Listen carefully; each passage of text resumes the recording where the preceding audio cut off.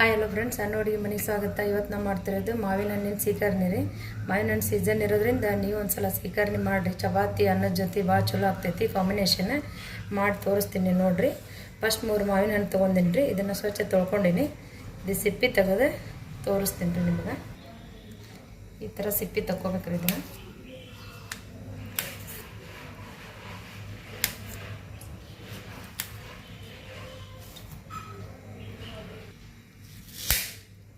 ಈ ಥರ ಎಷ್ಟು ಸಾಧ್ಯ ಐತ್ರಿ ಅಷ್ಟು ಥರ ಚಾಕುಲ್ ಮಾಡಿರಿ. ಆಮೇಲೆ ಕೈ ನೀಟಾಗಿ ತಗೊಂಡು ಸ್ವಲ್ಪ ಮತ್ತೊಮ್ಮೆ ಈ ಥರ ಒಂದು ಡಬ್ರಿ ಒಳಗೆ ಇದು ಹಣ್ಣು ಹಾಕೋರಿ.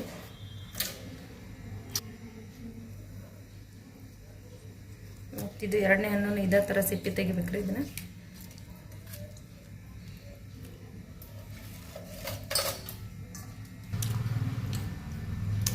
ಈ ಥರ ಎಲ್ಲ ಮಾವಿನ ಹಣ್ಣು ಒಂದು ಡಬ್ರಿ ಒಳಗೆ ಈ ಥರ ಮಾಡ್ಕೊಂಡಿನಿ ನೋಡ್ರಿ. ಇದು ಮತ್ತೊಂದು ಸಲ ನೀರು ಹಾಕಿ ಯಾವ ಥರ ಸ್ವಲ್ಪ ನೀರಂಗೆ ಬೇಕಂದ್ರೆ ಸ್ವಲ್ಪ ನೀರು ಹಾಕಿರಿ. ಇಲ್ಲಾಂದ್ರೆ ಇದ ನೀರಾಗ ಸ್ವಲ್ಪ ಬೆಲ್ಲ ಹಾಕಿ ಕಲಿಸ್ಕೊಂಬಿಡ್ರಿ. ಈ ಥರ ಆಗೈತೆ ನೋಡಿರಿ. ಇದೇನು ಸಿಪ್ಪಿ ತೆಗ್ದಿನಲ್ರಿ ಅದನ್ನ ಒಂದು ಸಲ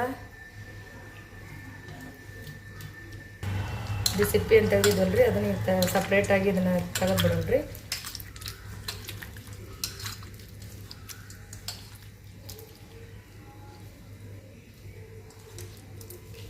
ಇದೇನು ಜಾಸ್ತಿ ಈ ಥರ ಮಾಡ್ಕೊಳ್ಳೋದು ಬೇಡ್ರಿ. ಇದು ಆಲ್ರೆಡಿ ಸಿಪ್ಪೆ ಐತೆ ಇರೋದ್ರಿಂದ ಕಡಿಮೆನೇ ಇರ್ತೈತೆ. ಇದು ಎಲ್ಲ ಇದು ಮಾವಿನ ಇದ್ರೊಳಗೆ ತೆಗೆದುಬಿಟ್ಟಿರಿ. ಇದು ಒಟ್ಟಪ್ಪದೊಳಗೆ ಈ ಥರ ಆಗೈತೆ ನೋಡ್ರಿ ಸೀಕರ್ಣಿ. ಇದು 3 ಮಾವಿನ ಹಣ್ಣು ಏನು ತೊಗೊಂಡಿವಲ್ರಿ ಇದನ್ನೆಲ್ಲ ಹಣ್ಣು ಈ ಥರ ಸಿಪ್ಪೆ ತೆಗೆದು ನೀರೊಳಗೆ ಹಾಕಿ ಇದನ್ನು ಕಿವಿಚಿ ಈ ಥರ ಇಷ್ಟ ಆಗೈತೆ ರೀ. ಇದು ಮಾವಿನ ಹಣ್ಣಿಗೆ ಸ್ವಲ್ಪ ಬೆಲ್ಲ ಹಾಕ್ಕೊಳ್ಳೋಣ್ರಿ. ಸೀಕರ್ಣಿ ಮಾಡತ್ತೀವಲ್ರಿ, ನಿಮಗೆ ಎಷ್ಟು ಸಿಹಿ ಬೇಕು ಅಷ್ಟು ಹಾಕೋರಿ. ನಾವು ಒಂದು ಅರ್ಧ ಬಟ್ಲು ಹಾಕತ್ತೀನಿ ರೀ. ಇದು ಒಂದು ಸಲ ಸೀಕರ್ಣಿ ಒಳಗೆ ಮಿಕ್ಸ್ ಆಗಂಗೆ ಇದನ್ನು ಕಲಿಸ್ಕೊಂಬಿಡ್ರಿ. ಈ ಥರ ಬೆಲ್ಲ ಮಿಕ್ಸ್ ಆಗಾಗ ನೀಟಾಗಿ ಒಂದು ಸಲ ಕಲಿಸ್ಕೊಂಬಿಡ್ರಿ. ನಿಮಗೆ ಯಾವ ಥರ ಬೇಕು ಆ ಥರ ಸೀಕರ್ಣಿ ಆಗ್ತೈತಿ. ಈಗ ಒಂದು 5-6 ಏಲಕ್ಕಿ ಕುಟ್ಟಿ ಪೌಡ್ರ್ ಮಾಡಿ ಹಾಕ್ಕೊಳ್ಳೋಣ್ರಿ. ಒಂದು 5-6 ಏಲಕ್ಕಿ ಹಾಕ್ಕೊಂಡಿನ್ರಿ ಸಿಪ್ಪಿ ಸಮೇತನ. ಇದನ್ನ ಸ್ವಲ್ಪ ಕುಟ್ಕೊಂಬಿಡೋಣ್ರಿ.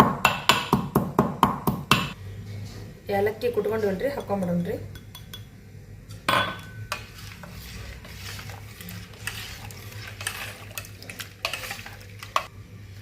ಒಂದು ಅರ್ಧ ಇಂಚ್ ಹಸಿದೆಲ್ಲ ತೊಗೊಂಡು ಸ್ವಲ್ಪ ತುರ್ಕೊಳತ್ತೀನಿ ರೀ, ಫ್ಲೇವರ್ಗೋಸ್ಕರ ಇದೆ.